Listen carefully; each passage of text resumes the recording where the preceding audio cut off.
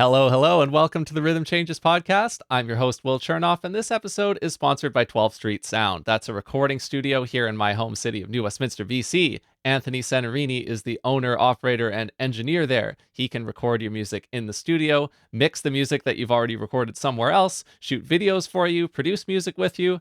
The list goes on. He works with all kinds of clients, and I've done multiple projects with him. That's my album Aim to Stay, my EP Hometown, other EPs I've done, and one more that's coming out later this year. I keep working with Anthony because I really enjoy it. He gives me all the space I need to tell my story as an artist, and he can do the same for you. We're already halfway through this year, so I bet you're cooking up something. Contact Anthony to get him to work on your music with you at 12thstreet.ca/booking. That's 12thst.ca/booking. To contact him, fill out the form. And when you fill out that form, make sure you tell him that the Rhythm Changes podcast sent you. Happy music making in the second half of 2022. The Moog bass, it's such a neat sound that's like all over some of my favorite music, prog rock and that kind of stuff. Like there's always some Moog bass in like, the old Yes and Genesis records and Rush. And we were talking about it. He said, oh yeah, I'd love to just play bass in a band. I said, man, okay, I'm going to create this band. Happy Wednesday, and coming to you from New Westminster, BC, this is the Rhythm Changes podcast, the only weekly interview podcast about jazz and creative music in Canada. As the Vancouver International Jazz Festival approaches, this show is your guide to the musicians in the Vancouver jazz scene and beyond, with over 50 conversations to date. Today, I have somebody who's important to me because he was my bass teacher for a brief time, and he's got a new album out. That's up next.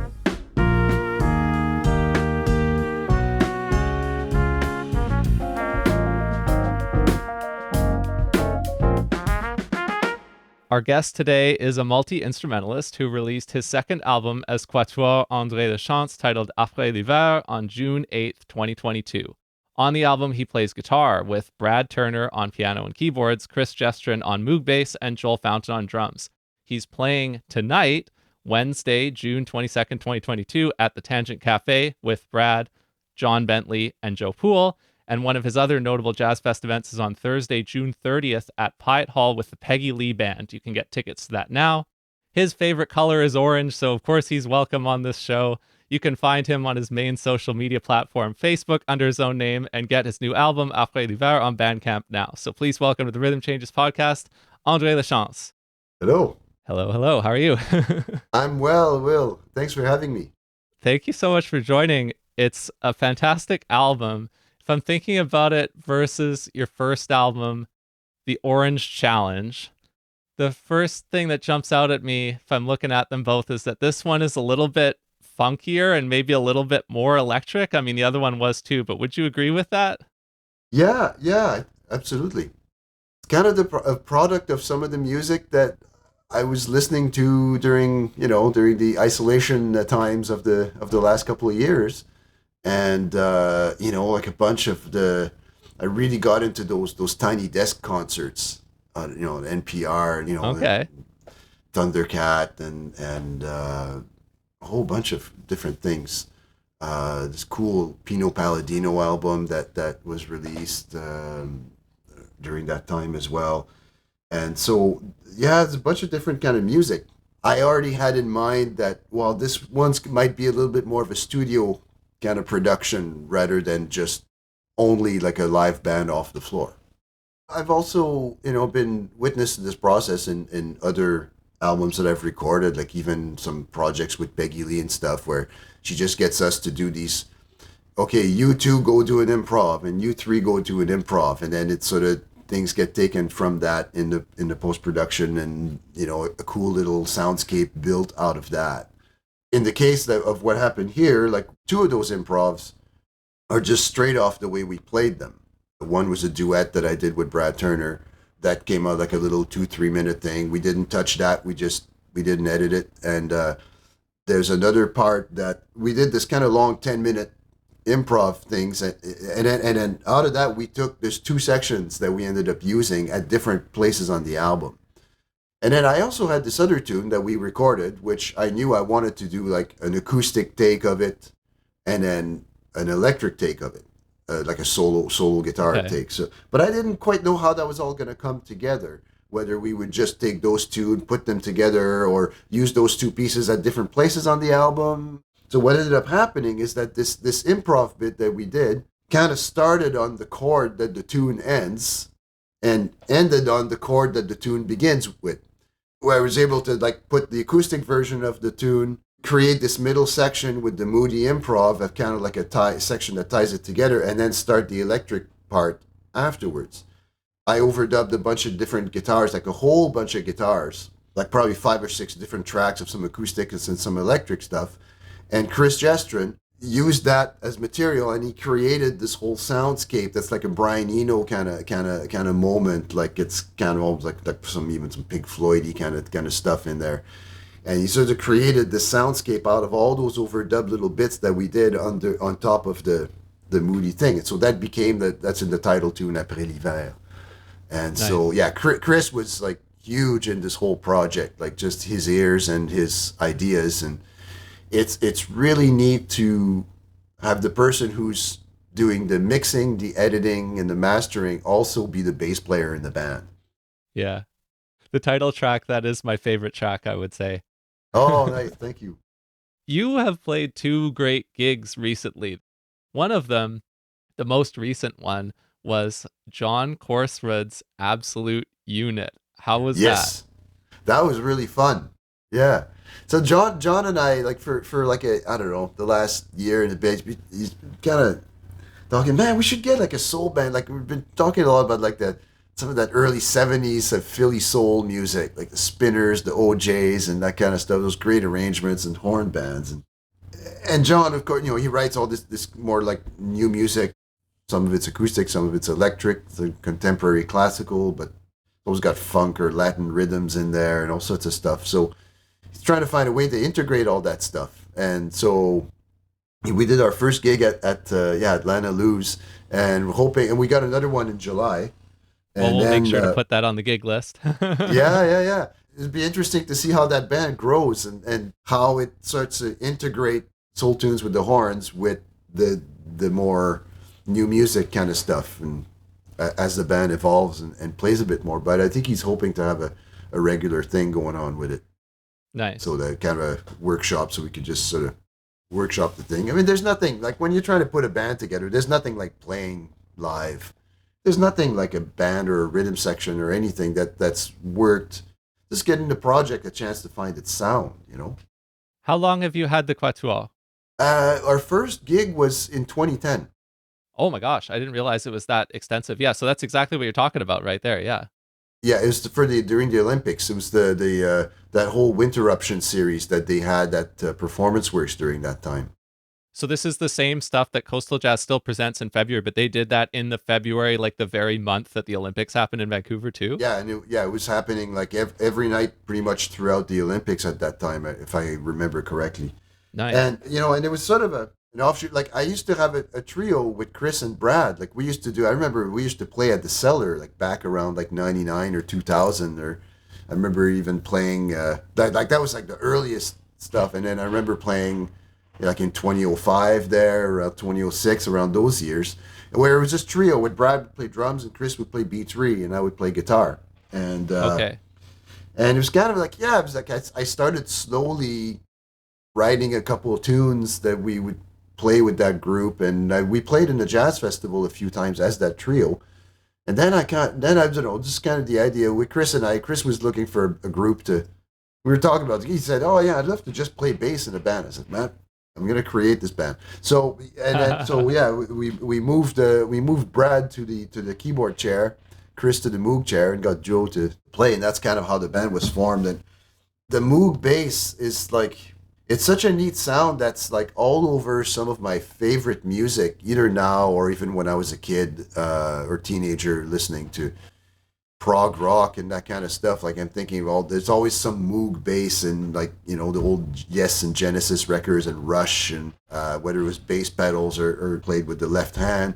I'm also thinking of one record that really used to love a lot was the Jeff Beck, Blow by Blow. And it's got Jan Oh, Hammer playing keyboard bass on some stuff. And it's always a sound that I really loved. And then when I got in my 20s, I discovered all those amazing early 70s Stevie Wonder records, and that are still some of my absolute like desert island very very very favorite records. So that's kind of like with that sound in mind that I thought of, of this group, just to do something different, because I've been playing so much other music, playing acoustic bass and this like straight ahead jazz thing, which is sort of people know me most from. That sort of gets fulfilled. I get to do a lot of that, so it was kind of like trying to do something a little bit different. I can't remember what album it's on, but like my off the beaten track Stevie Wonder like non smash hit favorite track is called Too High. Yeah. Yeah, just that one seems so fun and it has that burst of energy and it just kind of keeps rolling and evolving that you're talking about. Oh yeah, and super interesting harmony, and his drumming is great too on all that stuff. Yeah. Oh, speaking of drumming, I mean, talking about like the last couple decades for you, I mean, you've been a main bass player, especially, but a main instrumentalist on the Vancouver jazz scene for quite a while now. And you've played in the Brad Turner Quartet. That's probably one of the best known groups for probably almost 30 years now, right? Yeah, yeah, yeah. Yeah. Before that time, is that when you knew Claude Ranger? Yeah, before and during that time. I mean, Okay, Claude yeah. was around and playing when I moved to Vancouver in 1990, and I first got to play with him in 93, I believe. Played with him a fair bit between 93 and 96, 97. A bit less after that, and he was kind of in and out of being in Vancouver a bit after that during the last half of the 90s. But Brad would pick him up and they would go play in Victoria once in a while too. They would do gigs at Herman's with Sean Drabbit and Terry Dean and all these people. Yeah, Claude Ranger, fascinating character in Canadian jazz, of course. Maybe some of my younger listeners aren't as familiar with him if they haven't had a direct introduction through somebody like you at Cap, etc. What was that like, knowing him and playing with him? Well, he was, there's no two people like him. Like you just like, it's one of those like completely 100% dedicated artist. No compromise, trying to make his playing more, more sellable or more commercial, whatever commercial in jazz, like he wasn't trying to be a jack of all trades at any point. He was just, this is what I do, this is how I play. Really, I mean, it's not just me that say this, but a lot of the elder musicians in the Canadian jazz scene that got to play with him, like Don Thompson, people like that, are like, yeah, probably the best drummer to come out of this country, jazz drummer. Certainly in that time, like just he was just a unique, like he had this unique synthesis of some of the drum legends like Tony and Elvin and different people, and he knew the history, but just an unbelievable skill level. Like just like there was no as skilled with press rolls and rudiments and all that basic stuff as any drummer I've ever played with. But it was all always like this creative thing, and the energy, this great, amazing driving time and ride cymbal feel, and very strong. Like he would play, like it was pretty loud. It was like hang on to your hat, like this is where this tune's gonna go somewhere. But also, he was a great listener. He's one of the very, very best listeners I've ever played with. In fact, when I first played with him, it was shocking to me how easy it was. I don't think anybody had really listened to me as hard up to that point that I'd played with. Like in terms of like, yeah, you do what you do, I'll just play around you, And I was so green. I was like 21 years old and still going to Cap at the time, and I'm just playing my beat the best I can and just staring at his ride cymbal. And it's not until like I heard recordings of it that I go, oh, he's just wrapping his thing around me. And if I started like dragging a little bit, he would go play on top of the beat, so the music would never miss anything, and vice versa. But he had this way of making me feel like my contributions were worth it. I mean, I was young, it's for sure, and big age and experience difference. I didn't know anything. I was just barely just getting my foot into the professional music scene. He just played with what he heard around him. It was just an amazing, amazing learning experience, I still think about him a lot, and I still hear that beat and that feeling, the feeling of playing with him, what that was like. I was very, very blessed to have that as kind of a formative experience, and I know that anybody, certainly the young players of my generation, because he liked to play with young musicians, like almost like an Art Blakey kind of thing. He was doing that in Toronto in the '80s, and he was doing that here in Vancouver when he moved here. So I know that a lot of people that are kind of my generation ish of musicians that were either around Vancouver or people like Brad, Terry Dean, like Seamus, Sean Drabbit. A lot of us got the chance to play with him and sort of be mentored by him. And also, and he was such a character. Like we all like idolized the guy. That's a cool starting point. Now he's an interesting person to Google too, because there's different articles that have been written about him. There's probably books too, but yeah, go check out There's Claude a Mongeau. great biography that Mark Miller wrote. It came out a few years ago. It's a really Mark Miller's like he does the best Canadian jazz biographies. He's got a great one on Sonny Greenwich. This one with on Claude Ranger is fantastic. It just covers. He interviews a lot of people. It's really good. There's also one that came out recently about Brian Barley, who was a sax player in and around Montreal in the '60s and early '70s that I haven't had the chance to read yet, but I'm sure it's as good as all the other ones. Now, the second gig that you played recently, this was back on a Sunday in May. This was Mother's Day, I believe. You played with the Seamus Blake Quartet. Yes, How was that? that was really fun. Holy smokes, it's a bit another one like hang on to your hat like the hurricanes happen. And Phil Dwyer too, who's another like force of nature kind of player. Like these guys are such like you know enormous personalities musically. Like just their sounds are so strong, rich with like all this knowledge and possibilities, and yeah, it's really great. I was really really had a great time on that playing with those guys. Who was on drums off the top of my head? I don't remember. Jesse Cahill. Right. Okay. Yeah. So you're with him on drums and Phil Dwyer on piano. Yeah. Yeah. Nice. Yeah, I mean Phil could have played horn and brought us on, but he just played piano that night. Yeah, it was great to see those guys. I hadn't seen them in a few years. Seamus comes to town regularly, and had the chance to play with him off and on over the years.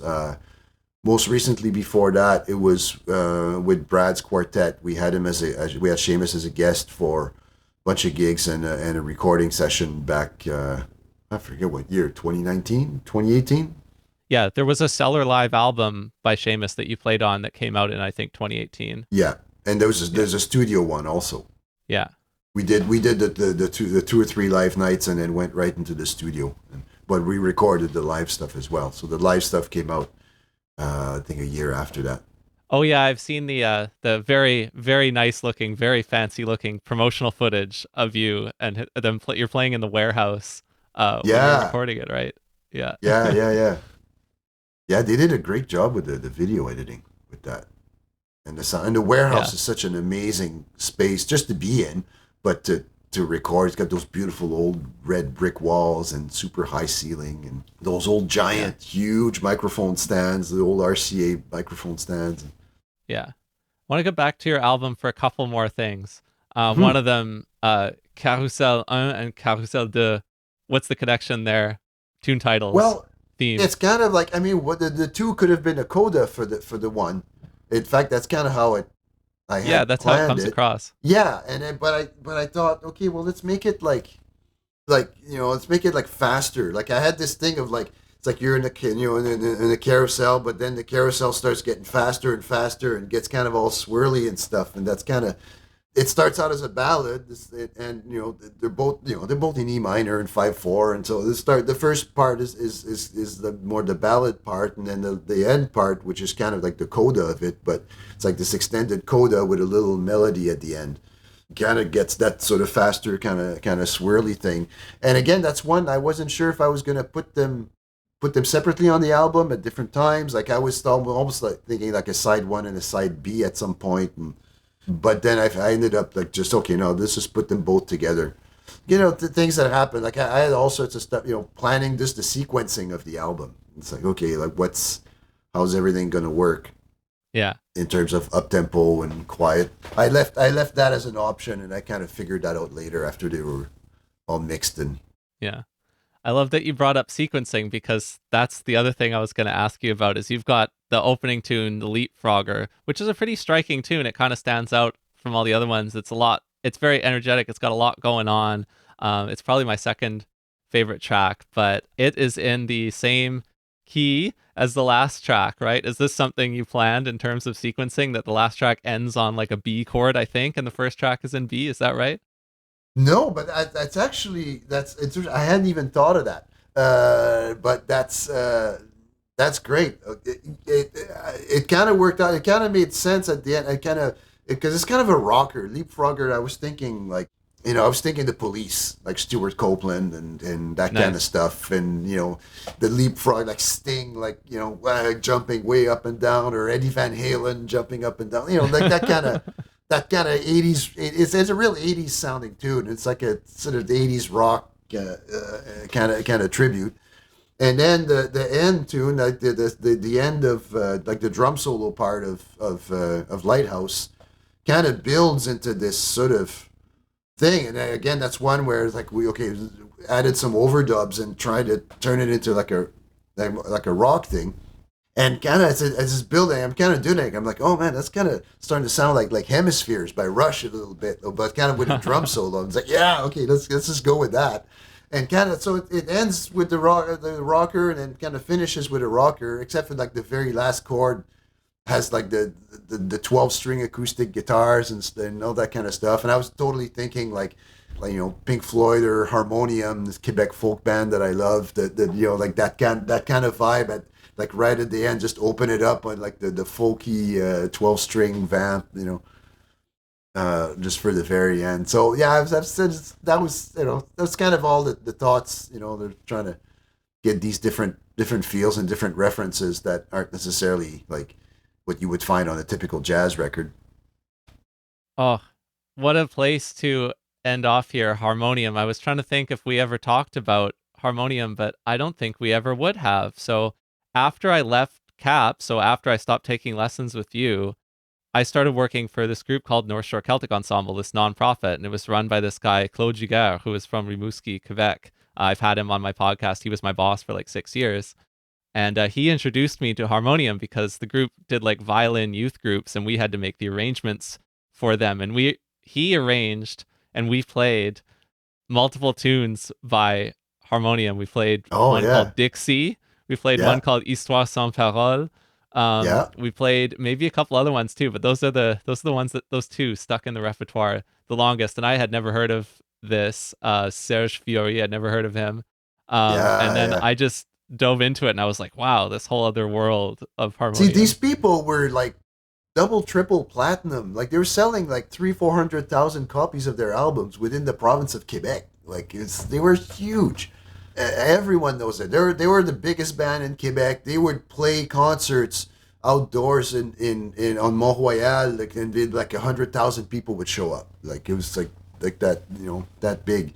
And I kind of went through it like I don't know. I've listened to them, of course, in my teens. Like every Quebecois, you just grow up like hearing that sound on the radio or whatever. But I kind of I don't know. I started listening to them again a lot, like maybe like 4 or 5 years ago, uh, when they started reissuing the Leptad, like their big sort of double album, and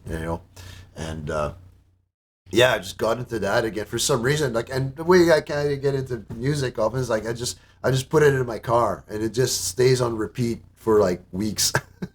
That's how I kind of get deep into a bunch of music. Even when I was learning guitar, I would like, put on a Wes Montgomery tape in the car, and it was like, okay, that's gonna be like in there for 3 months or 2 months. I had two tapes in my car. I had a Wes Montgomery tape, and then I had another one with two of the Schofield records, the Rough House and the live one from the late '70s.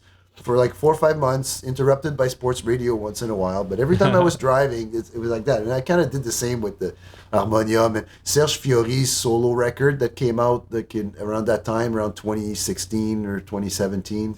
That's really great, actually. It's like a really beautiful album, beautiful songs, and Wow. Yeah. So yeah, that makes sense because yeah, you grew up in Quebec City, and around that time that harmonium was like a huge thing. I think of them as like francophone hybrid of like Pink Floyd and Supertramp. Totally, and they admit Seth Fiori said, "Oh no, Supertramp was one of the big bands that we're into." I'm not sure. I think they might have even opened for them on some gigs. Oh wow. Yeah, in That's my England or favorite something like prog that. rock band would be Supertramp, probably my favorite Yeah, big yeah, one. they had some beautiful, great music. Oh, so much fun. I will ask you one more question here because you greenlit it. You said it was okay, and we'll see if I keep it in or not. It is about hockey because we're both hockey fans. It's funny. Yes. Were you ever a Habs fan in your youth and in your life? Did you become a Canucks fan only when you moved? Um, So yeah, but so I when I was like really young, like my first memories of watching hockey was when I was getting babysat at my grandparents' place on their black and white TV. So this would have been in the late. I was born in '72, so this would have been like in the mid late '70s, the great years of the Habs. Right, Quebec yes. wasn't in the National Hockey League then. So my first games was watching Lafleur and Schutt and Robinson and Cournoyer and that whole team. Yeah. Then in '79, Quebec City joins. Right. And so then it was like, wow, okay, well, we got a team now. So we got, especially like around 81, 82, the Quebec and Montreal rivalry got super, super intense. Because Quebec started having a really great team with Peter Stastny and Dale Hunter and Michel Joe Goulet. Sakic. No, that was after. It's That was later. after. Yeah. The early 80s was like the whole thing with like the three Czech brothers that basically snuck in overnight and through security and police to basically escape as refugees, escape Czechoslovakia to come and play for the Nordiques. It was a Yeah. whole thing. So they had the three brothers, and yeah. And so when I moved, and I was into really hockey in the 80s, and then I got into music, and it was like not really into hockey for a while. But then I got back into it like in the early 90s when the Canucks were on their run, and kind of been a Canucks fan ever since. So the one hockey question I wanted to ask you, being that, so I grew up here. I'm a Leafs fan. You didn't grow up here. You're here now. You're a Canucks fan. Here's a hypothetical for you. So imagine after this, later in the summer, after you play all your great gigs at the Jazz Festival, etc., and there's free agency, you hear that JT Miller has been traded to the Toronto Maple Leafs. What in return to the Vancouver Canucks would make you happy in this hypothetical? Ooh, ooh. That's a great question. I mean, the Leafs, they've got a lot of great players. They've got a lot of great players. I mean, Morgan Riley. I don't know. Whoa. I don't know. But a defenseman would be good. Like a good defenseman would be good. I think that would take care of that. Because I think the Canucks could, definitely still need help on the back end. I think if they could do that, and then hopefully some of these young prospects they're recruiting can come up and cover some holes at the forward. But I think they need to shore up the defense a bit more. So if we're gonna lose JT, which is a strong possibility, I'd rather get either like amazing young prospects or like a good defenseman that's not too old, that's you know sound defensively kind of player. TJ Brody. Let's do it. Sure. Yeah. I mean, it's going to be a whole different team, I think, in October. Like by the time the Canucks hit the ice, there's going to be a lot of changes. Yeah. Well, the Leafs have to get like one or two goalies too, so there's a lot going on there. Yes. Well, thank you for indulging me on that. Thanks for talking about so many different things and for making a fantastic new album that I'm sure everybody who listens to this podcast will enjoy when they check it out. Have a great Jazz Fest, Andre. I look forward to seeing you out there, and thanks so much for taking the time to chat with me today. My pleasure, Will. Thank you so much. Thank you for tuning in to this week's episode of the Rhythm Changes podcast. If you like what we do here, I invite you to sign up to the free weekly article that I write. This week's article, available now, has a review of the new album by Jocelyn Gould, great Canadian jazz guitarist, called Golden Hour. You can find that review, and if you like that, you can sign up for future editions of the free weekly article, including a list of Vancouver jazz gigs, right on our homepage at rhythmchanges.ca.